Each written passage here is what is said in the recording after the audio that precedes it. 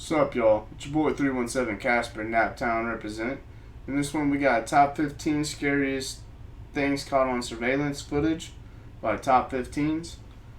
Don't really know what to expect, but let's get into it. Let's crack a cold one and get into it.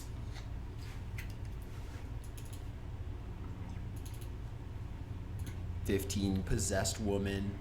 Not long ago, a video went viral of a man acting strangely in a convenience store.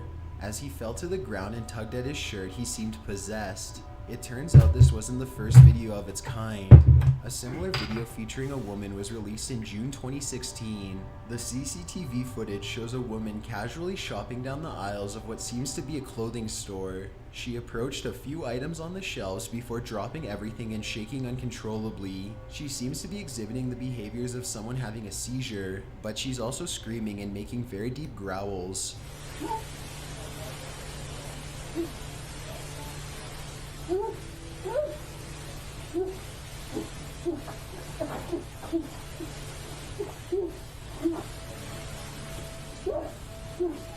A man approaches her to see if she's okay as others watch in disbelief. She screams loudly and throws her head back and startles everyone. The man helping her even falls down. Her behavior gets worse as she continues to scream and convulse.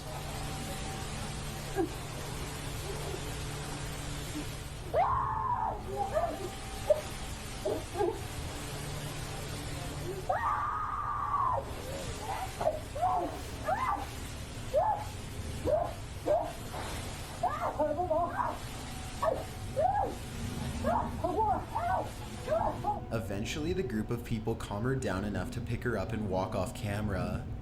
Number 4. That's crazy, y'all. Like, that's 100% real. That really happened. And that didn't look like drugs. Like, she didn't seem there. Something was taking over. And that dude, he had to hold her and she was still freaking out. No, that was crazy, man. And you could tell everybody else was scared. Let's see what's up next. 14. Brian Schaefer. It is not uncommon for college students to visit bars. Most students get together on weekends or after classes to have a few drinks and unwind or even discuss school. However, it is very uncommon for a student to disappear in a bar. The story of Brian Schaefer starts out as your everyday college student's visit to a bar and turns into something out of a sci-fi murder mystery. Schaefer planned a spring break getaway with his longtime girlfriend Alexis Wagner. He had purchased a hotel room in Miami and his friends claimed he planned to propose. However, about 3 days before the couple were set to head out on their romantic vacation, Brian vanished. He and his friends went to a live music bar called the Ugly Tuna. They had several drinks and shots. 2 of his friends went to the bathroom and when they returned, Brian was gone. They asked around but no one had valid information. His friends assumed he just left early and no one noticed, so they also left. When investigators were alerted because family and friends had still yet to hear from Brian, they found out he had not left the bar. He was seen entering the bar with friends on camera, and he was seen standing outside the entrance before going back in and never being seen again. They stepped on the escalator with Brian in front. As they went up the escalator, Brian turned to look back at Meredith and Clint, and they were laughing and joking and obviously having a good time. This is the area where Brian was last seen. To my right, he was seen on camera speaking with 2 young ladies that he'd met inside the bar. After speaking with the young ladies, he turned and walked back into the bar, at which time we lost him on camera.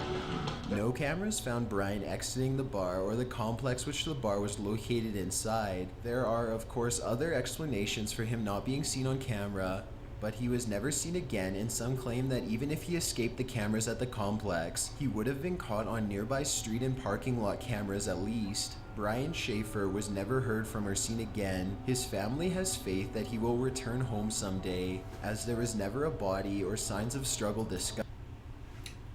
Man, I don't know what to think on this one. It's definitely strange that he's just missing, but there's all kinds of explanations, like he said. By the way, this is Chill's narrating it, and he's usually very annoying, but he's not that annoying in this one.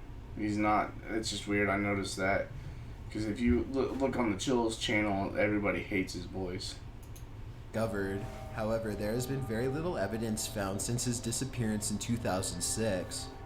What I was trying to say is he's talking normal in this one. Number 13, Jennifer Kesey. This young 24-year-old woman went missing in January of 2006. She was last seen the night before her disappearance, leaving her place of employment. Before vanishing, she had made casual phone calls to family and friends, as she had just returned home from a vacation. Her last phone call was to her boyfriend around 10 p.m. According to him, she seemed normal and not in any danger. The next morning, she failed to arrive to work or answer her phone for several hours. Her manager called her parents to alert them that they had not heard from her. Jennifer's parents immediately drove 2 hours to Jennifer's condo to find that she had been home that morning, but there were no sign of forced entry or struggle. Jennifer's family spent the day searching for their daughter and looking for any evidence of a struggle. Investigators got involved, and 2 days later, an unidentified person was seen by an apartment surveillance system, parking Jennifer's car and leaving it. The car was picked up by local police and sent to a crime lab. The person seen leaving the car became the strongest lead in the case, which isn't good news considering his face can't be seen on the footage. The CCTV camera that caught him up close was the type that takes snapshots every few seconds, rather than recording video footage. In every single frame, his face is hidden by a bar or fencing. This piece of evidence does, however, confirm that foul play was involved in her disappearance.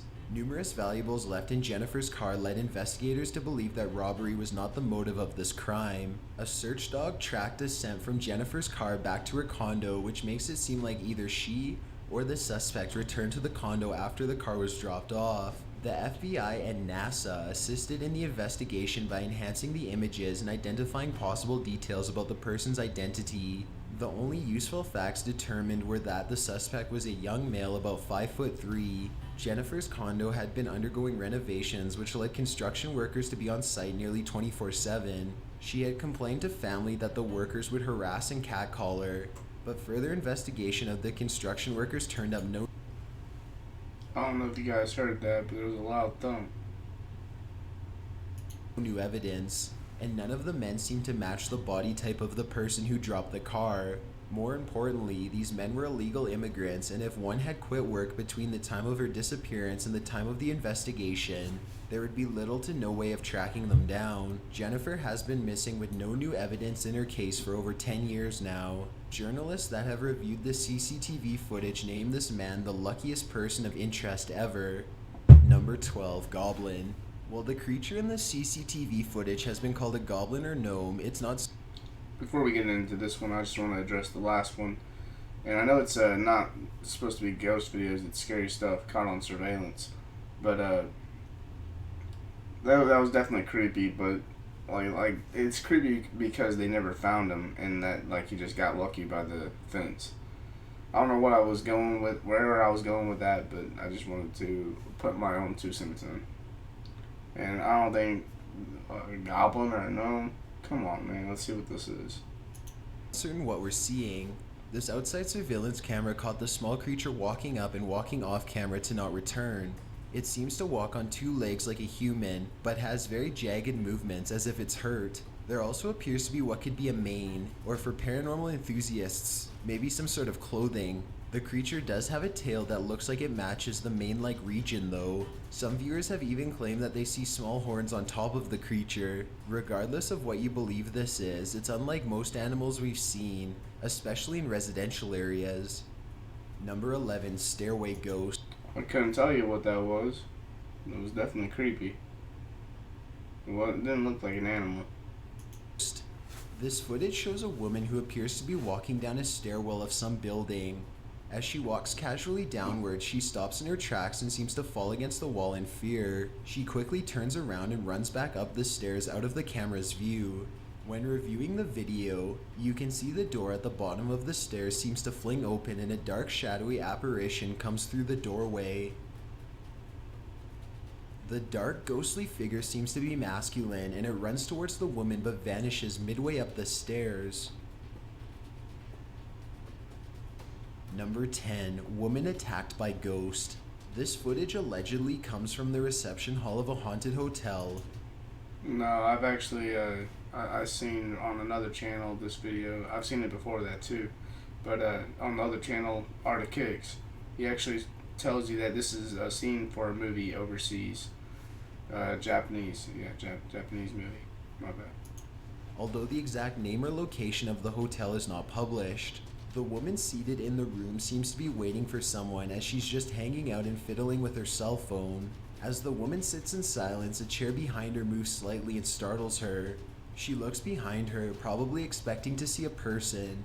When she realizes that there's no one in the room, she returns to messing with her phone, although she does seem on edge.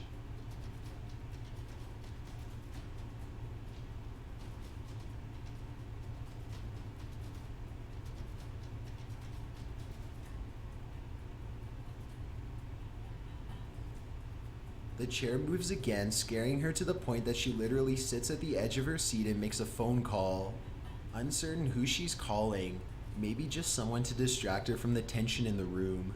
While on the phone, the chair to the left of her lunges forward and she jumps out of her seat and falls down a few feet away. She stands up and tries to run out of the room, but a table is thrown which trips her, and she is then attacked by the poltergeist. Her hair is pulled again and she is thrown across the room before tripping again and hitting her head on the tile flooring.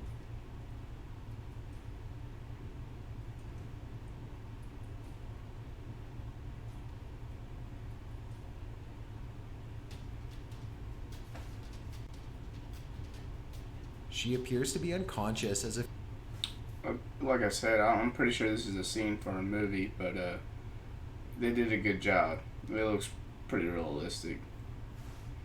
But just like any fake ghost video, there's too much going on. a few pieces of furniture continue to move by themselves in the room. Without knowing the exact location of this, we can't know if this was a common occurrence, and while the original video claims that this woman died from a head injury, there's no proof, and she could have likely walked away from this with nothing more than emotional scarring.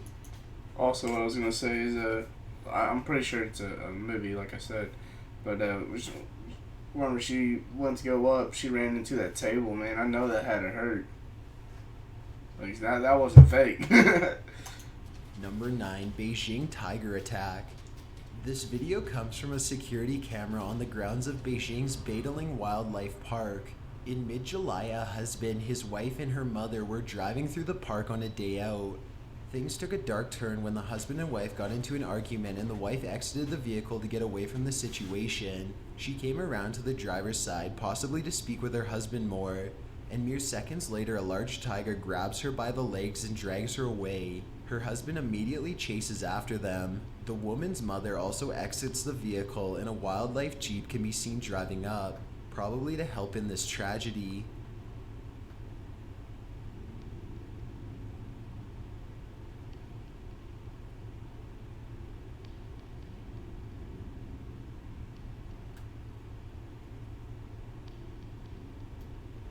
The woman's mother was mauled by the tiger and died on the scene, and she was badly injured and rushed to a local hospital.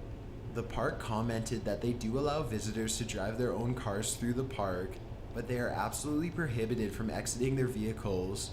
While this story is tragic and terrifying, it serves as a good reminder to follow the rules when it comes to wildlife. You get what you ask for. I mean, that was ignorant to just get out in the middle of a wildlife habitat. Like, what did you expect? Even if you were arguing, it's not worth your life, which it did end up taking in front of your mom, which is sad. Number 8, Elevator Ghost. This terrifying video was posted in 2009 and is timestamped from 2008. It's not certain where this video is from, but it's clearly CCTV footage from the elevators, halls, and stairwells of some kind of office building. In the bottom right corner, we see the surveillance from inside an elevator. 2 office employees are just casually chatting as they ride to their destination. Everything seems normal until the doors open and the 2 men go to exit, as the man on the left who had been leaning against the wall lifts up and walks out. A figure seems to appear out of nowhere.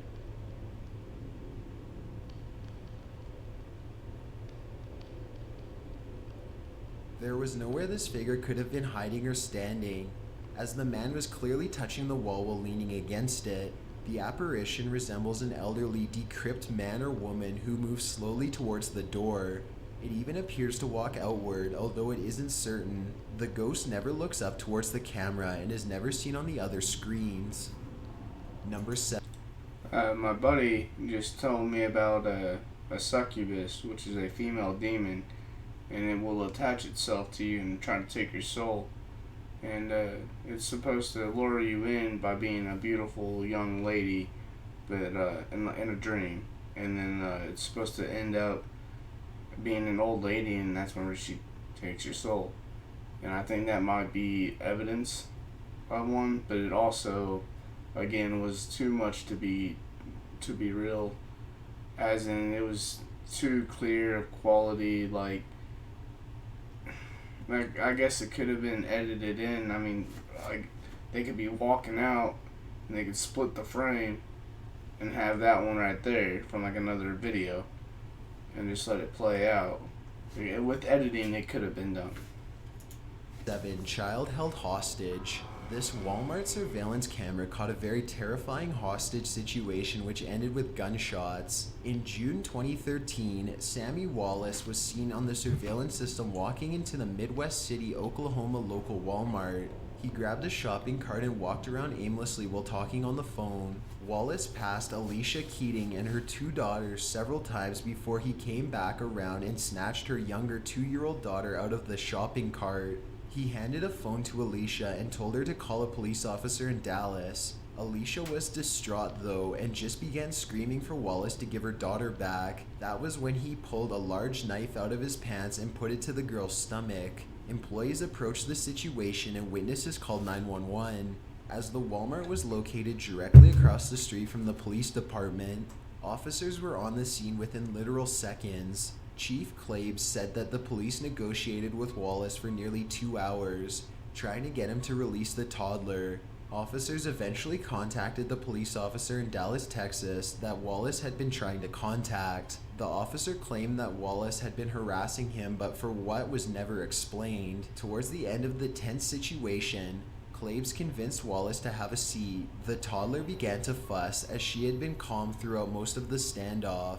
As she began to squirm, Wallace squeezed her and moved the knife from her stomach to her neck. Claves claimed that Wallace then began to say things about a satanic cult and started to count down from 60. Nearby Captain Huff was certain that Wallace was counting down to kill the toddler, or that he had already injured her by squeezing her or making contact with her neck and the blade. Huff shot Wallace in the head and he died instantly. Wallace then moves the knife up to the girl's neck, and while another officer out of view distracts him, Huff lunges forward, shooting and killing Wallace. He made sure he was at point blank range so that there was no ability to harm that child. And of course, there's always that chance. After the situation, Wallace's family claimed that he had been in prison for 11 years and just moved to Oklahoma because he allegedly saw things in his old apartment. He had a history of mental illness and was apparently not seeking proper care. The most terrifying part of this footage is considering having your child or sibling grabbed up in Walmart. There was no method to Wallace choosing this child. She was just a child, which he knew is what he needed. Something like this is sure to make you hold your children a little closer. I don't even have kids, and that makes me want to be more aware of my surroundings. Like, that's insane. That's twisted, man. That's not cool. I mean, even if they were harassing you, that doesn't give you the right to go do that. What did you expect to accomplish there? That's just twisted, man. Number 6, creepy intruder. In June 2015, a mother of 2 set up a CCTV camera above her back door. For several days, she had found scratches around the doorknob and hinge of the door. What she originally thought was some type of animal ended up being something every mother fears. One morning, she awoke to find that her back gate had been left open and a blade of some sort had been fashioned into a hook and used near the door lock. She reviewed the CCTV footage to find a terrifying man covering his face with a hoodie and carrying a torch. He shined the torch into the kitchen window to assure no one was awake and then proceeded to try and pry the door open. As if seeing something like this isn't scary enough, Realizing that it's been going on for days is probably a much worse feeling, Lisa, the mother involved, explained that as she watched the footage, she shook uncontrollably. Her children were asleep upstairs, and the thought of someone breaking in for what little she had terrified her. After the incident, police patrolled the neighborhood in hopes of finding the potential robber, but further information on the case was never released. Number 5. Children kidnapped in Pakistan. This CCTV footage comes from Lahore, Pakistan, and while the footage... Real quick, I was just wondering what I might capture whenever I get my security system in. Oh, I got it. I need to get it installed. But because I might get paranormal evidence as well, because I've been having my own experiences, you would probably know if you've been watching the channel. And if you made it this far, you're a trooper. Salute. Shown is disturbing. The story behind this ongoing tragedy makes it 10 times worse. In the region of Punjab in India, from 2011 to 2016, over 7,000 children were abducted. This trend of abductions has spread throughout India and now has moved into Pakistan with over 300 abductions in only the last month. It is understood that they are forced into drug use, drug sales, prostitution, begging, and worst of all, some are found dead with organs such as kidneys, hearts, and eyes missing. A large majority of these children are also brainwashed into becoming suicide bombers for forces in Pakistan. Many complain that the Pakistani police and Dolphin forces are not helping to curb the high rates of crime and are also little to no help in these kidnapping cases. The kidnappers either do this by choice or by hire. They drive large white vans where they snatch up multiple children in a single day. They also began wearing burqas in public to hide better and communicate with drivers. This footage of children being grabbed from right beside their parents is truly chilling, but the fact these parents know the horrible fate their children face once they're grabbed up makes this a pure nightmare.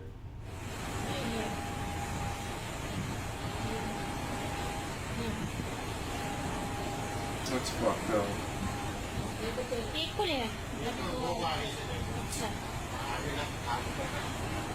That's wrong. Again, seeing something like this will make you keep a much tighter grip on your children. Just the thought of how easily things like this Or carry a gun. can happen is enough to affect anyone with kids. Number 4, Lars Matank. In July of 2014, 28-year-old Lars Matank went on vacation with friends to Golden Sands in Bulgaria, a popular spot for German and English youth. While drinking and hanging out on the beach, Lars got into a dispute which escalated to a physical fight. This fight damaged his eardrum, which meant that he was not able to take a flight home with his friends, and had to wait an extra night alone. While staying at a local hotel, Lars made calls to his mother claiming that he believed someone or something was after him. He seemed scared, disorientated, and would end every phone call by just abruptly hanging up. He apparently told her that 4 men had been following him and asking about his medication, a 500 milligram antibiotic, and that he was currently hiding outside of the hotel. Lars did visit the doctor the next day to get a checkup before taking his flight home. Apparently though, he abruptly ran out of the doctor's office. The CCTV footage from the airport is the last time Lars was seen before disappearing into a nearby forest. He seems normal until he enters a corridor. He then drops all of his belongings and bolts out of the airport. He can be seen on outside security footage running off camera.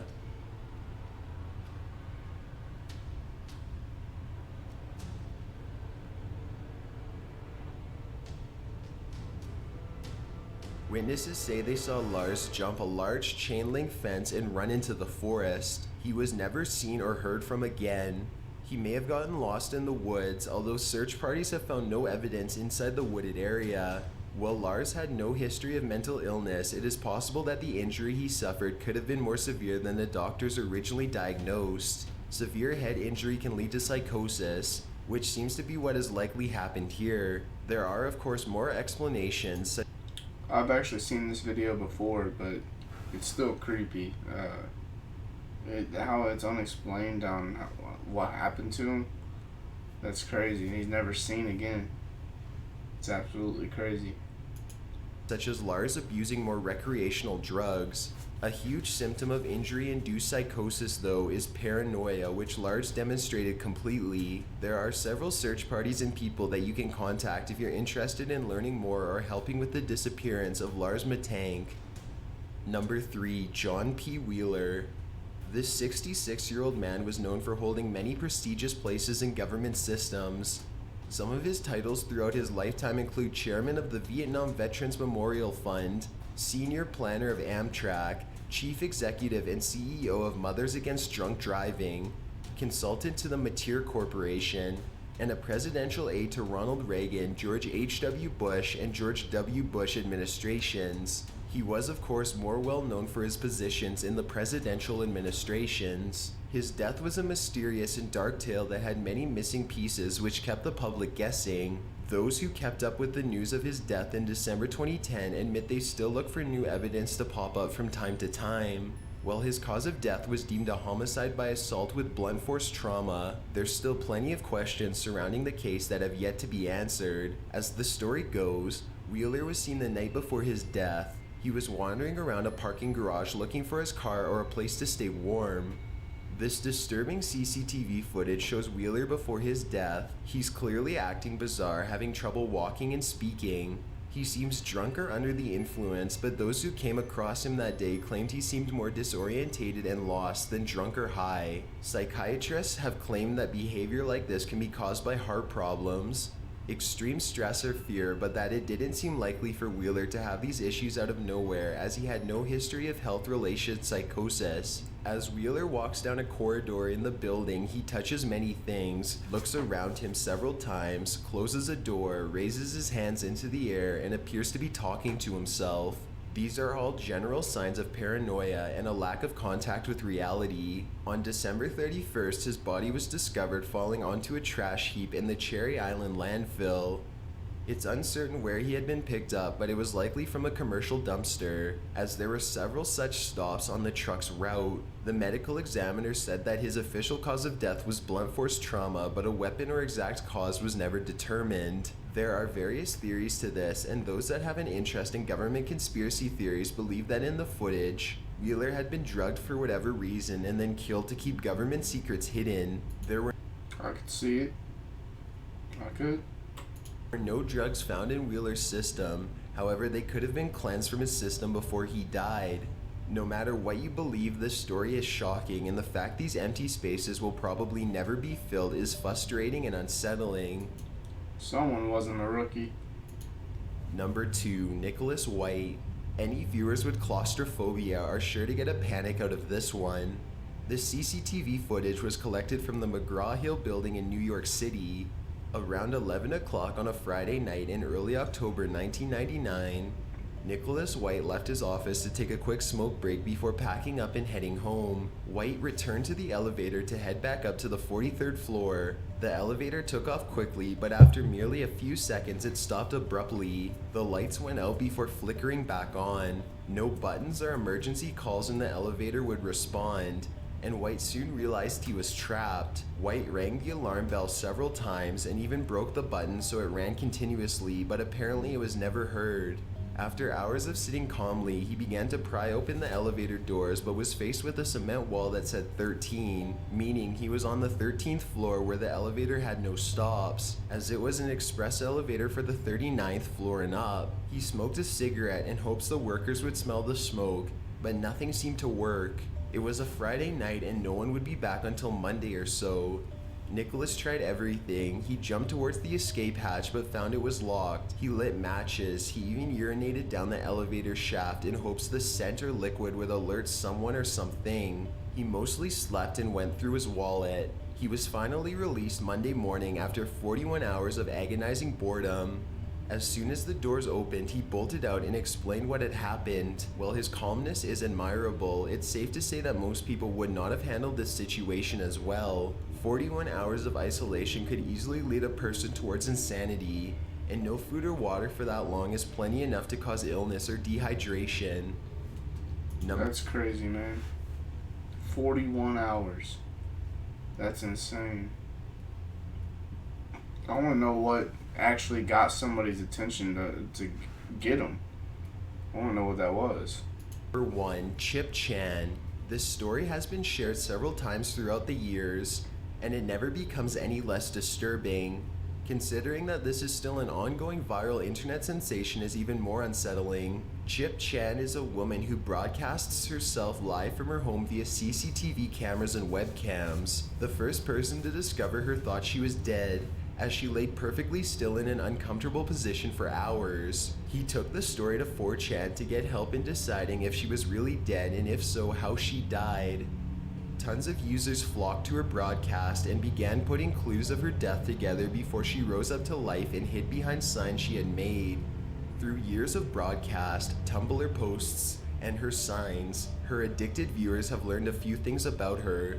She lives in South Korea. When she does leave her home, which is rarely, she wears a disguise. She sleeps up to 12 or more hours a day, usually inside a filing cabinet, and while she spends most of her waking hours on the internet, she seems to be suffering from depression as she rarely smiles and often cries. According to her signs, she claimed that she had been held against her will for 16 years by someone she calls P. She claims that P is a corrupt officer that has planted a chip in her ankle which tracks her and her health. Occasionally, Chip Chan's cameras will go off for up to several hours, which is apparently when P comes to visit, according to her blog, linked below. Some of her signs read, "Don't get tricked, don't get fooled, early every morning.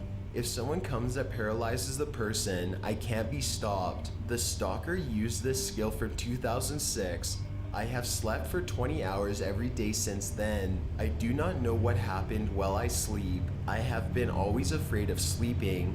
These are of course rough translations. When she leaves her home, she has a setup of boxes that cover her doorway as she exits. When she sleeps, her lights will flicker on and off by themselves as if controlled by an outside source. A huge plot hole with Chip Chan's story is that she disables the cameras when P arrives, and won't release his name or officer rank even though she clearly wants to be helped. When emailing Chip Chan, an auto-response of photos of police officers is sent. Most of the photos are blurry and seem to have been taken by Chip Chan. When local authorities were contacted regarding Chip Chan, they said she is a mentally ill woman who would often protest against police forces in China Central Television. It's very likely that this woman is just suffering from a severe form of paranoid schizophrenia, but there are plenty of viewers that believe her story and are committed to helping her. It's uncertain what the creepiest part of this is. Is it Chip Chan, the mentally ill or possibly kidnapped woman? Or is it the millions of viewers obsessed with watching her doing nothing but sleep and cry? Right. Thanks for checking. That's what I would find creepy is you're sitting here watching her, man. Like, I know you're trying to help her, but what are you gonna do, man? She's on the other side of the world. Call somebody. Who do you know? Anyways, I feel like that was a pretty good video. If you liked it, please remember to like, comment, subscribe. If you have any tips or ideas for me, or suggestions of videos, just let me know in the comments below. I'll most likely do a video on it. Thank you, and I'll see you in the next one.